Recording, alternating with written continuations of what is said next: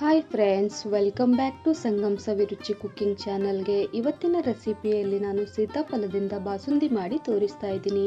ನೋಡಿ, ಹಾಗೆ ನೀವು ಕೂಡ ಟ್ರೈ ಮಾಡಿ.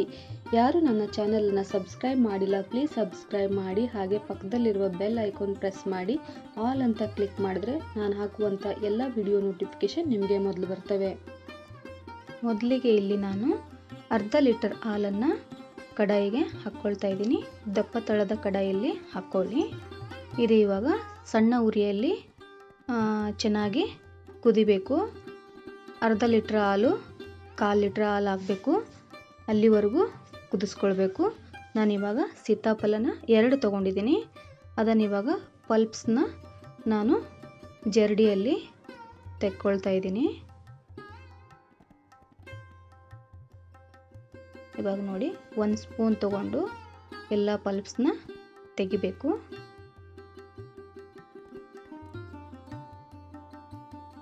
ಫ್ರೆಂಡ್ಸ್, ಇದು ಬಾಸುಂದಿ ತುಂಬ ಟೇಸ್ಟಿಯಾಗಿರುತ್ತೆ. ಟ್ರೈ ಮಾಡಿ ಒಮ್ಮೆ. ಹಾಗೆ ಎಲ್ಲ ಪಲ್ಪ್ಸ್ನು ತೆಕ್ಕೊಳ್ಬೇಕು.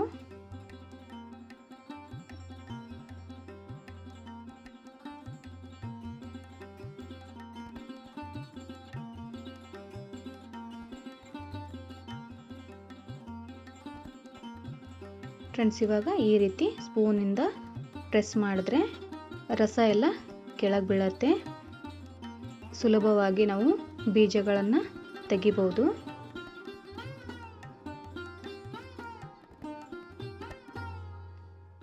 ಇವಾಗ ನೋಡಿ, ಬೀಜಗಳೆಲ್ಲ ಹೊರಗೆ ಬರ್ತಾ ಇವೆ. ಫ್ರೆಂಡ್ಸ್, ಇವಾಗ ಸೀತಾಫಲದ ಸೀಸನ್ ನಡೀತಾ ಇದೆ. ಇದರಲ್ಲಿ ಹೆಲ್ತಿಗೆ ಒಳ್ಳೆ ಬೆನಿಫಿಟ್ ಆಗುವಂತಹ ಗುಣಗಳಿವೆ. ಪೊಟ್ಯಾಷಿಯಮ್, ಆ್ಯಂಟಿ ಆಕ್ಸಿಡೆಂಟ್ ಹಾಗೆ ವಿಟಮಿನ್ ಸಿ ಯಥೇಚ್ಛವಾಗಿ ಇರೋದ್ರಿಂದ ಇದು ಹೆಲ್ತಿಗೂ ಕೂಡ ತುಂಬ ಒಳ್ಳೆಯದು. ಇವಾಗ ನೋಡಿ, ಎಲ್ಲ ಬೀಜಗಳನ್ನ ತೆಗೆದಾದ್ಮೇಲೆ ಇದನ್ನು ಇವಾಗ ಅದೇ ಪಾತ್ರೆಗೆ ಹಾಕ್ಕೊಳ್ಬೇಕು. ಇವಾಗ ಇದನ್ನು ಕೂಡ ಅದೇ ರೀತಿಯಾಗಿ ಪಲ್ಪ್ಸ್ನ ತೆಕ್ಕೊಳ್ಬೇಕು.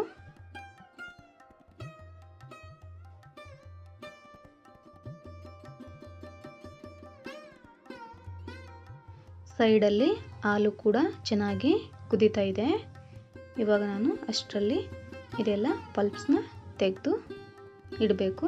ಇವಾಗ ನೋಡಿ, ಇದನ್ನು ಕೂಡ ಅದೇ ರೀತಿ ಎಲ್ಲ ಪ್ರೆಸ್ ಮಾಡಿಕೊಂಡು ಬೀಜನ ತೆಗಿಬೇಕು.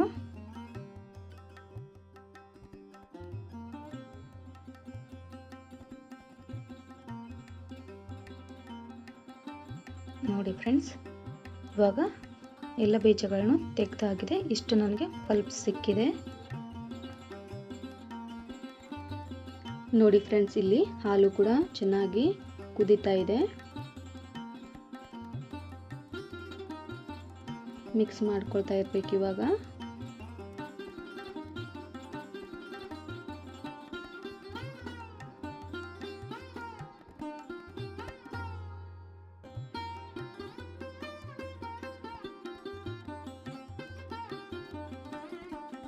ನೋಡಿ ಫ್ರೆಂಡ್ಸ್, ಹಾಲು ಕೂಡ ದಪ್ಪ ಆಗ್ತಾ ಇದೆ.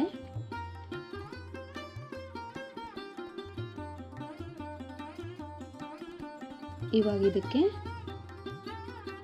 ನಾನು 2 ಟೇಬಲ್ ಸ್ಪೂನು ಸಕ್ಕರೆನ ಹಾಕ್ಕೊಳ್ತಾ ಇದ್ದೀನಿ.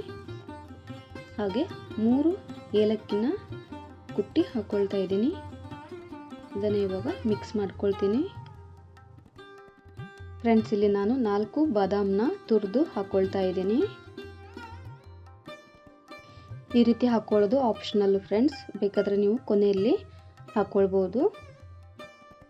ಇವಾಗ ನಾನು ಗ್ಯಾಸ್ ಆಫ್ ಮಾಡಿ ತಣ್ಣಗಾಗಲಿಕ್ಕೆ ಬಿಡ್ತೀನಿ ಫ್ರೆಂಡ್ಸ್, ಒಂದು 15 ನಿಮಿಷ. ಫ್ರೆಂಡ್ಸ್ ನೋಡಿ, ಇವಾಗ ತಣ್ಣಗಾಗಿದೆ. ಇದಕ್ಕೆ ನಾನು ಸೀತಾಫಲನ ಹಾಕ್ಕೊಳ್ತೀನಿ. ಹಾಕಿ ಚೆನ್ನಾಗಿ ಮಿಕ್ಸ್ ಮಾಡಿಕೊಳ್ಬೇಕು.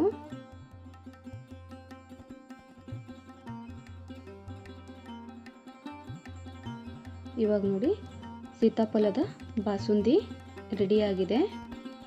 ಫ್ರೆಂಡ್ಸ್, ಇವಾಗ ಸೀತಾಫಲದ ಸೀಸನ್ ಇದೆಯಲ್ಲ, ಈ ರೀತಿ ಮನೆಯಲ್ಲಿ ಮಾಡಿಕೊಟ್ರೆ ಚಿಕ್ಕವರಿಂದ ದೊಡ್ಡವರವರೆಗೂ ಎಲ್ಲರಿಗೂ ಇಷ್ಟ ಆಗುತ್ತೆ. ಸೀತಾಫಲದ ಬಾಸುಂದಿ ರೆಸಿಪಿ ನಿಮಗೆ ಇಷ್ಟ ಆದರೆ ಒಂದು ಲೈಕ್ ಕೊಡೋದನ್ನು ಮರಿಬೇಡಿ. ಹಾಗೆ ನಿಮ್ಮ ಫ್ಯಾಮಿಲಿ ಫ್ರೆಂಡ್ಸ್ಗೆ ಶೇರ್ ಮಾಡಿ. ನನ್ನ ಚಾನಲನ್ನು ಯಾರು ಹೊಸದಾಗಿ ನೋಡ್ತಾ ಇದ್ದೀರ ಪ್ಲೀಸ್ ಸಬ್ಸ್ಕ್ರೈಬ್ ಮಾಡ್ಕೊಂಡು ನೋಡಿ, ಸಪೋರ್ಟ್ ಮಾಡಿ ಫ್ರೆಂಡ್ಸ್. ಈಗ ಕೊನೆಯಲ್ಲಿ ನಾನು ಬಾದಾಮ್ ಮತ್ತು ಗೋಡಂಬಿನ ಕಟ್ ಮಾಡಿ ಹಾಕ್ಕೊಳ್ತಾ ಇದ್ದೀನಿ ಫ್ರೆಂಡ್ಸ್. ಈ ರೆಸಿಪಿ ನಿಮಗೆ ಇಷ್ಟ ಆಗಿದೆ ಅಂತ ಅಂದ್ಕೊಳ್ತೀನಿ. ಇಷ್ಟ ಆದರೆ ಲೈಕ್ ಮಾಡಿ, ಕಮೆಂಟ್ ಮಾಡಿ. ಮತ್ತೆ ಸಿಗ್ತೀನಿ ಮುಂದಿನ ರೆಸಿಪಿಯಲ್ಲಿ.